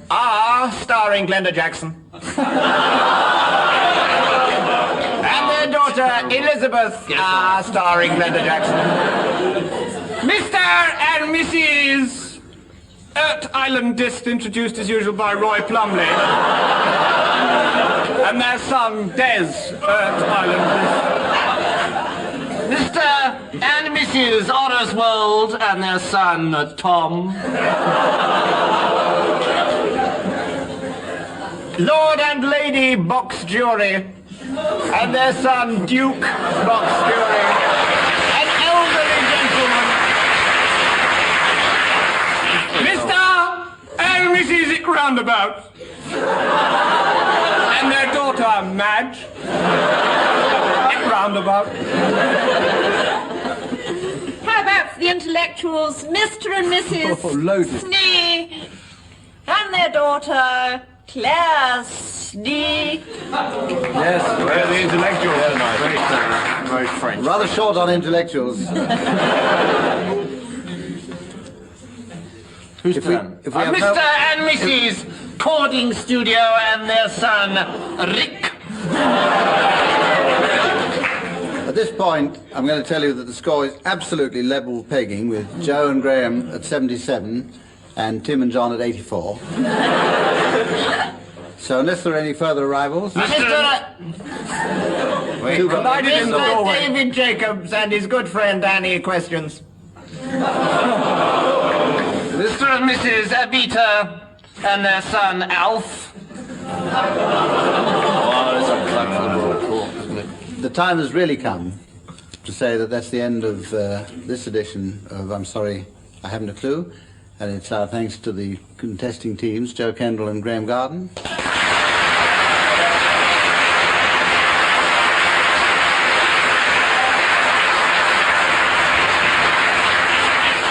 Who are leading by 1 mark, and John Cleese and Tim Brooke-Taylor.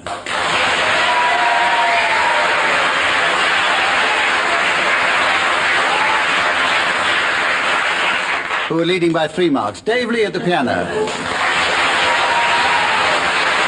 And for me, goodbye.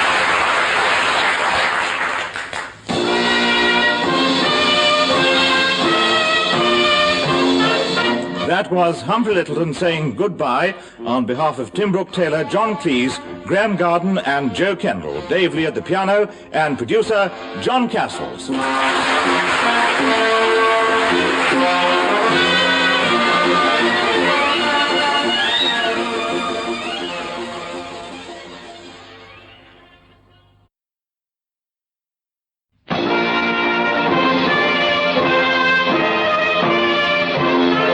We present I'm Sorry I Haven't a Clue, a panel game, and your chairman tonight, Humphrey Lyttelton.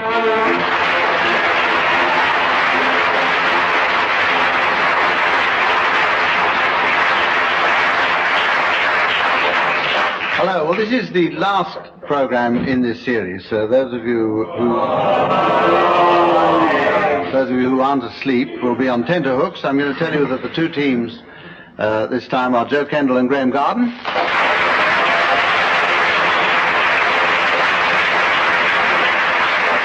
Tim Brooke-Taylor and John Cleese.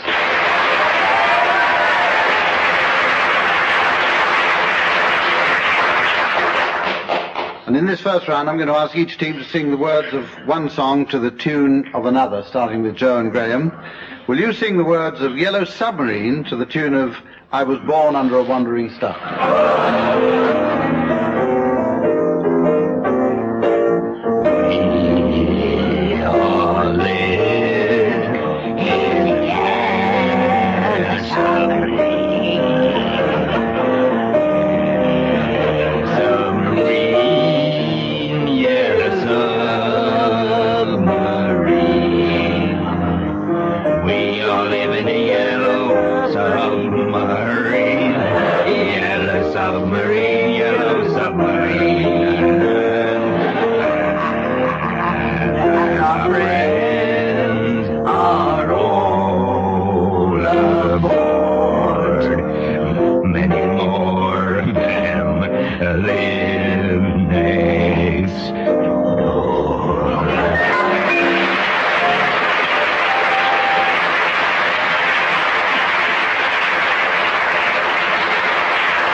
For the benefit of listeners at home, Joe Kendall was singing the lower part there.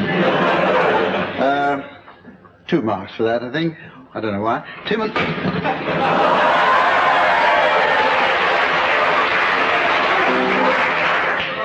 and John, I want you to sing the words of Things Ain't What They Used to Be to the tune of Oh Mine Papa.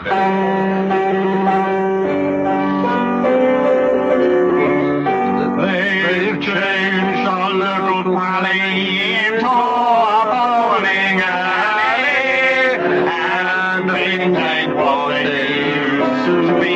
There's tent with great white trousers and empty coffee houses, and things ain't what they used to be. It used to be fun and an old lump heading down South End, but now it ain't done. Never mind, John, Paris is where we spend all our teens. Grandma's right, what do I need? Rock and roll, laughing, they know what it used to be. I did it all, stop it, I know what they used to be. For things ain't what they used to be.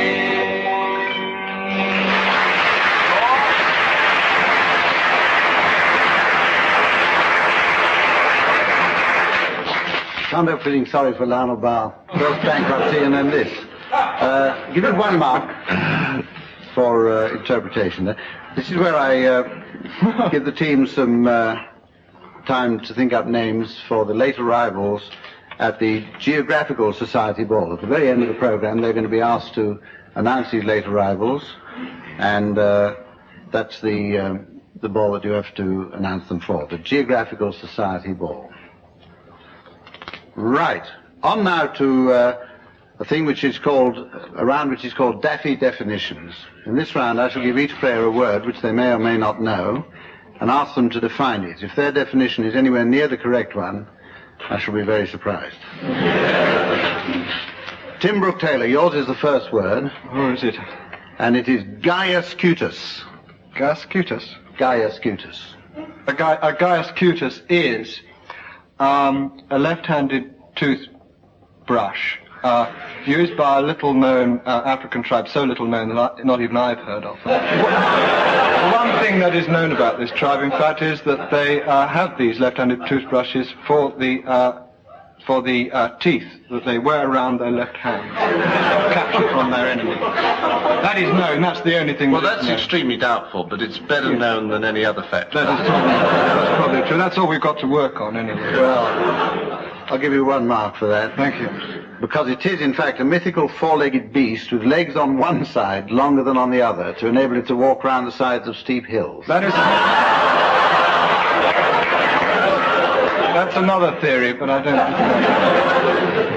Guy Ascutus. Joe, yours is the next word, and it's colt pixie. Oh, that's easy. There are pixies in Scotland. And when it snows, they pop out of their heather-lined burrows and say, "Oh, it's cold."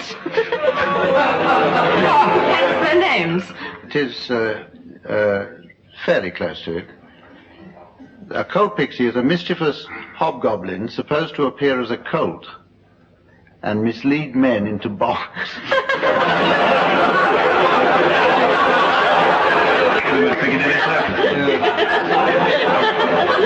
And as a lady, you wouldn't, of course, know about that sort of thing. No, true. We'll have to give you a consolation mark.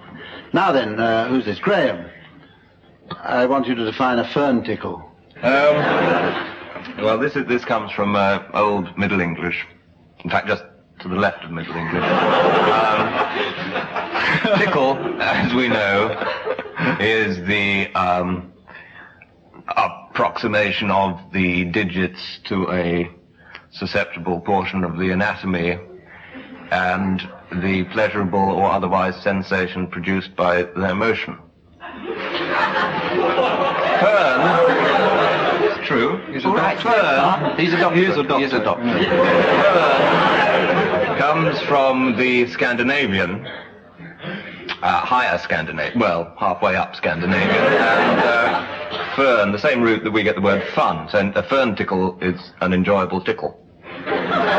You're going to have a couple of marks there because you're exactly halfway to the right answer. If you take a mean point between mid-England and Scandinavia, you actually come to Scotland, which is where this word comes from, and it's Scottish for a freckle. And I should say, since a look of disbelief has come over Graham's face, I should say that all these definitions are from Webster's dictionary. Dictionary. Be careful, you might have to sing that later. And therefore these are all proper words, or as proper words as ever get into Webster's dictionary. Well, it all depends on... John Cleese, your word is... Mr. Webster. I mean, who has ever met Mr. Webster? He may be a practical joker on the most immense scale. Here we are, accepting his bona fides without any evidence. John, wipe your eyes and listen to this word. This is your word. Almoravid. Oh, yes, well, I know what this is. Yes, I do, actually, because I was in Morocco 4 months ago, and it's the second recognized dynasty of Moroccan kings coming between the Almohads and the Sardians. Or not. You might get a mark if you tell me where they live. They're two-story, two up, two down, made of congealed sand and juice squeezed from camels. But I should buy now. If you tell me that this particular dynasty lived in a fortified convent, you would have got your 19... Say anything for a laugh, won't it? Well, we've been badly treated. I'm having it put in my contract from now on, no Webster. And I'm going to tell you that the next round is limericks, and your thing is there once was a person called Webster. No, I'll let you off that. This is incidentally where I give each team the opening line of a limerick, and they must complete it. And we'll start with Joe and Graham. And your opening line is, there was a stout person from Brum. I see your game. There was a stout person from Brum. Who lost 20 pounds off her tongue. When people said, "Great," She replied, "Just you wait."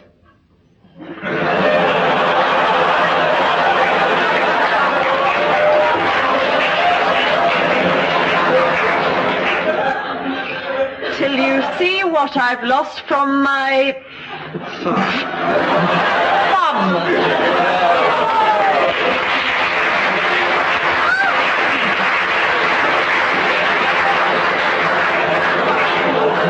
We'll give you 3 marks for that. Tim and John, your first line coming up. A boozer who lived in Dundee. Oh, a boozer who lived in Dundee.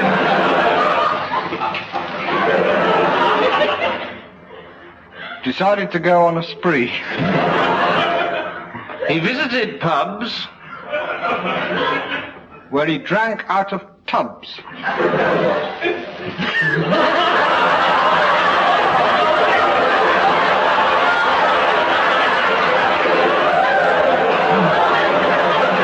Until it was time for his tea.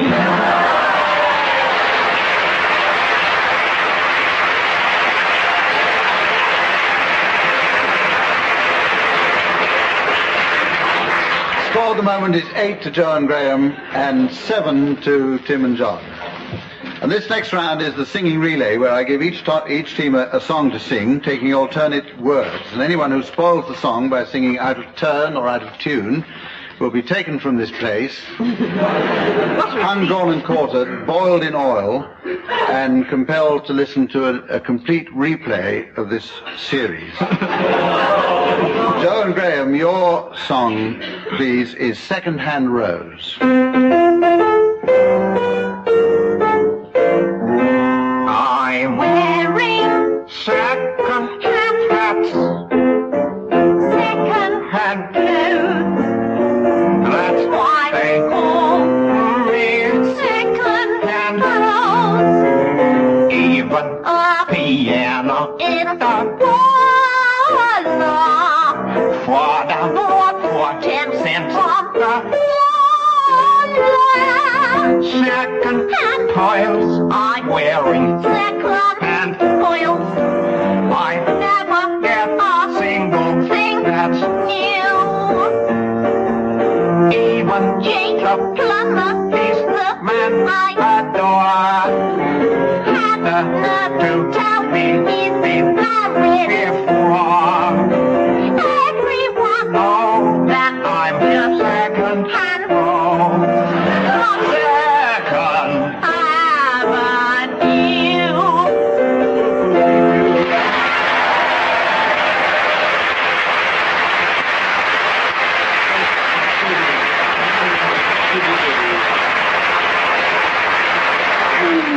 They look so smug about it. Anyone can do it if they want to. A clear round to Joe and Graham.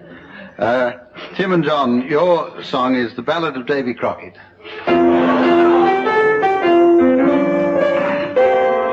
Born on a mountain top in Tennessee, green estate in the land of the free, raised in the woods, so he knew every...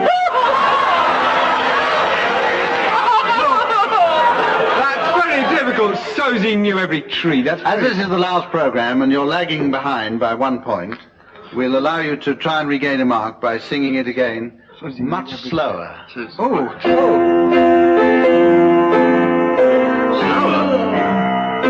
Born on a mountain top in Tennessee, green estate in the land of the free, raised in the woods, so every tree, killed him papa when he was only 3. Dave Crockett, king of the Warren year.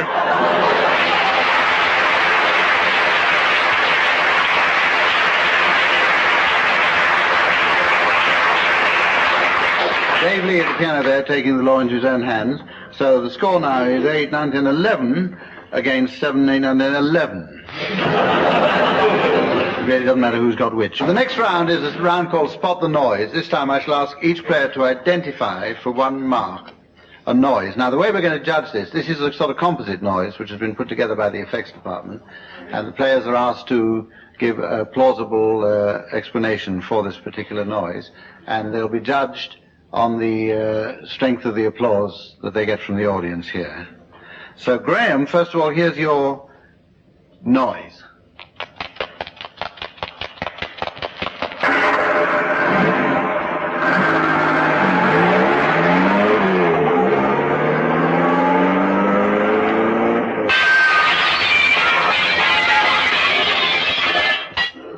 I like a nice plate glass window break.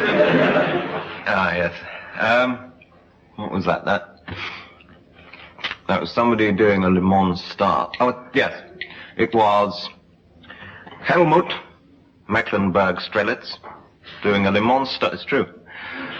At a Mans start into his revolutionary new gas turbine car, the Formula One Mecklenburg Strelitz Special. Revolutionary new car made entirely of glass. That was the late Helmut Mecklenburg.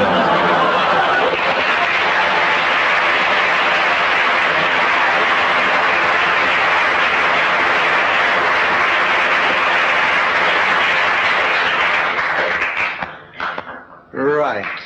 Joe Kendall, here's your noise.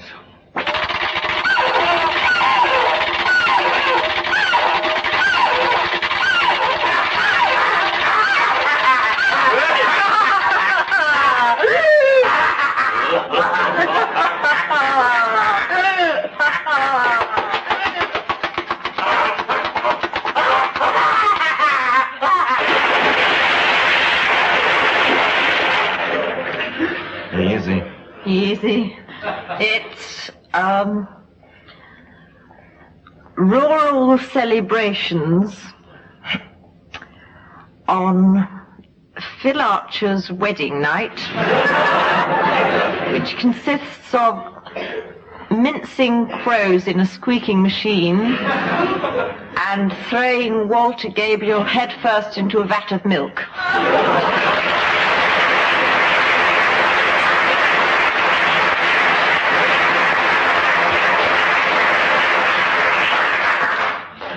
Right, Tim Brooke-Taylor, your noise now.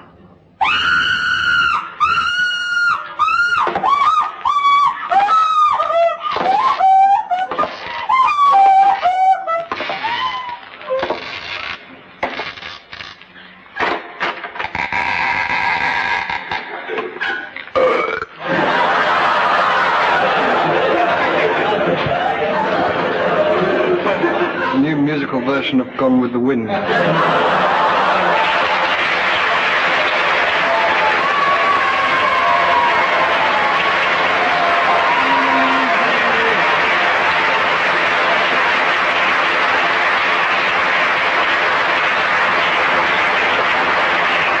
I expect you might.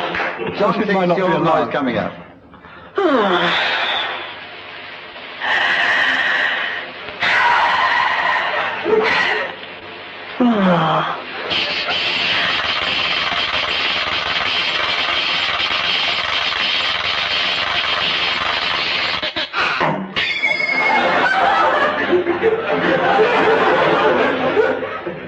Well, I heard the audience laugh at the end. I didn't hear the effect. What was the... I think it was, could be Webster compiling his picture. I think it's somebody, the sort of... type of thing is obviously somebody reading Webster. Reading Webster. Webster, a well-known lexicographer and practical joker. And then, as far as I can see, several months passed.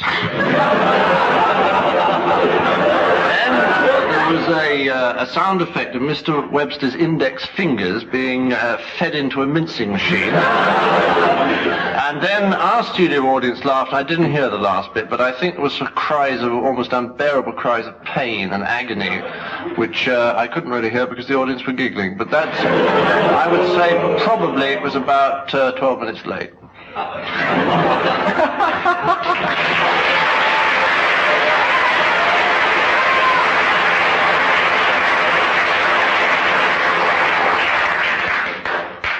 Well, we have an aggregate there of 18 to Graham and Joe. That's 1 mark per second of applause.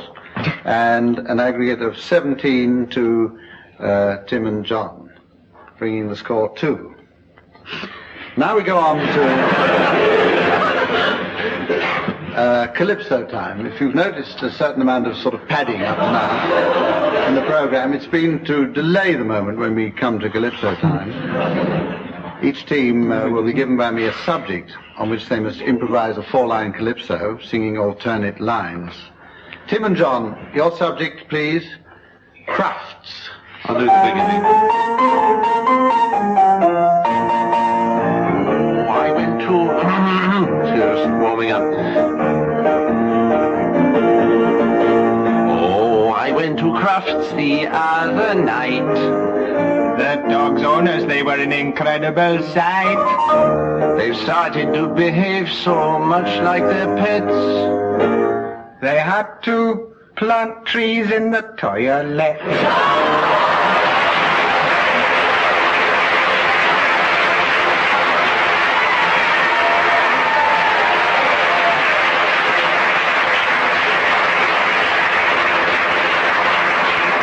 I've got 3 marks for that. John Graham, your subject is Entente Cordiale.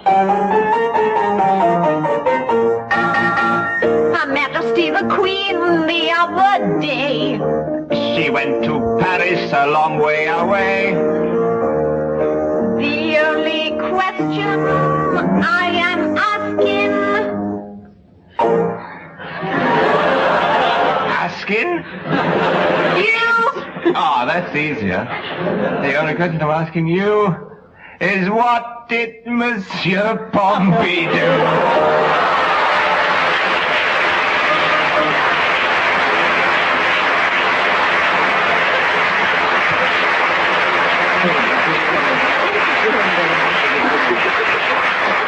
You score 4 points on that, bringing Joe and Graham's total to 22 and Tim and John's to 20. And we go on to the next round, which is tag wrestling. This is where I give each team the tagline of a story or anecdote. I shall start with one team who must start a story, or rather they must tell the story ending in their tag. But when I press the buzzer, the story passes to the other side, who must work towards their finishing tagline. So the winning team is the one which reaches their tagline first. That's what it says here. So Tim and John, I'll give you your tagline first, towards which you must work. Here it is. So it's true, exclaimed Aunt Alice, pulling on her boxing shorts with a leer. The iced bun was yours all along, Lady Simpson. Joe and Graham, your tagline is this. Come in number 3, screamed the Cardinal. And everyone in the baker's shop went quiet. Or Paddy may never tap dance again.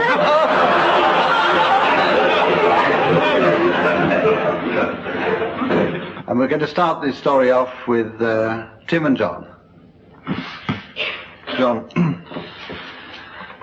Well, one day, walking along Hackney High Street was Lady Cynthia Thing, who was feeling very hungry. She popped into the fish and chip shop for a little rock salmon and chips, and then she popped into the bakery for some iced buns and chips. Did you know that this was the bakery attached to the Vatican, close to the Vatican boating pool?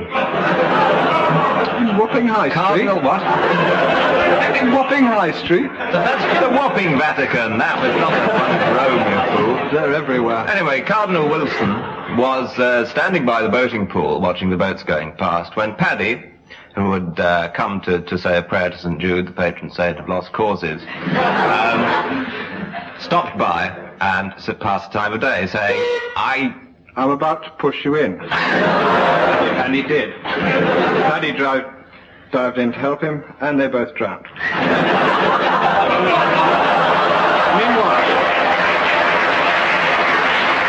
Meanwhile, Lady Cynthia, who we were talking about earlier, moved into the bakery and said, what I'd like is that ice bun over there. Aunt Alice, at this moment, who was doing a little shadow boxing. By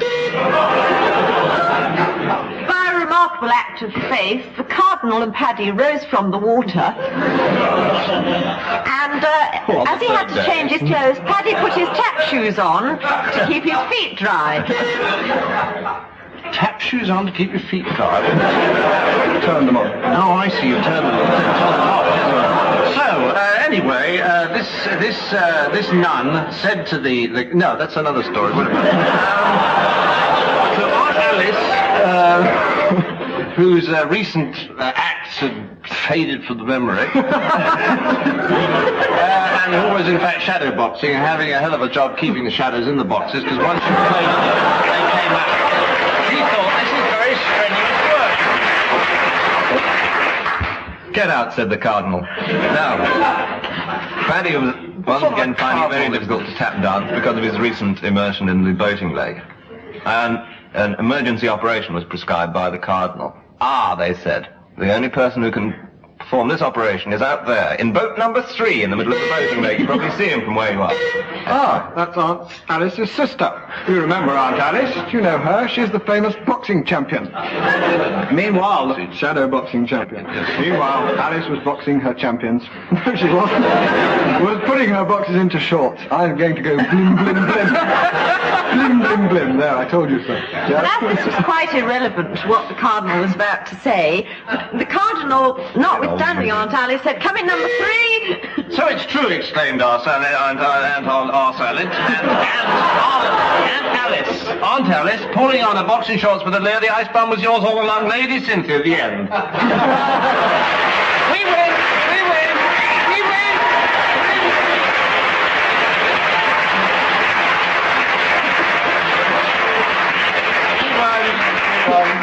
Tim and John win that one because Joe and Graham won last time.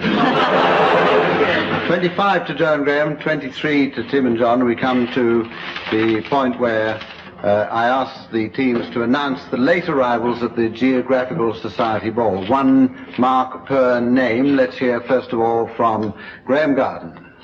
Mr. and Mrs.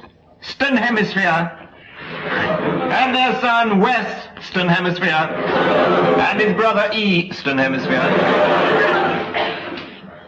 Holy. Also arriving at the Geographer's Ball are, and all together please, Mr. and Mrs. Pelagos and their son Archie Pelagos. Ah, you know him. Joe?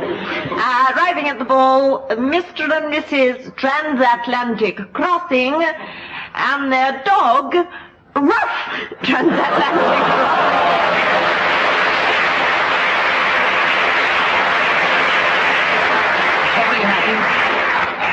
The Australian ambassador and his wife and their pet koala, Lumper.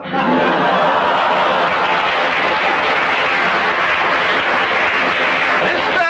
and Mrs. Ferris Tree and their daughter, Coniferous Tree. Mr. and Mrs. Tory and their unmarried daughter, Virgin Terry Tory. And Mr. and Mrs. Reef and their daughter, Coral. Mr. and Mrs. High Street and their step-cousin, Ken.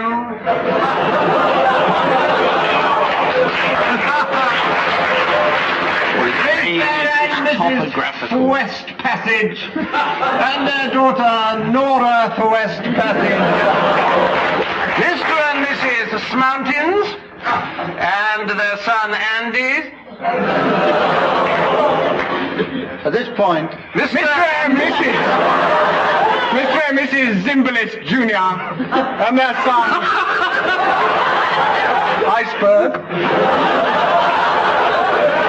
Worth a try. At this point, it'll be going on afterwards, but at this point, it's time to announce the final score that you've been waiting 13 weeks to hear. And it is William and Mary 1,184, Robert and Elizabeth 308, making Sid and Enid the overall winners.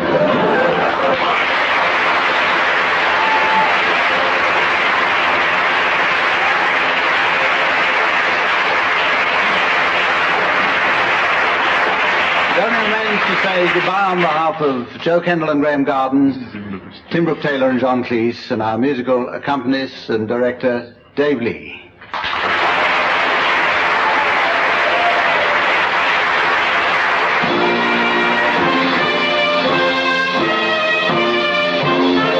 That was Humphrey Lyttelton making closing remarks on behalf of Tim Brooke-Taylor, John Cleese, Graham Garden and Joe Kendall, Dave Lee at the piano, and producer John Castles.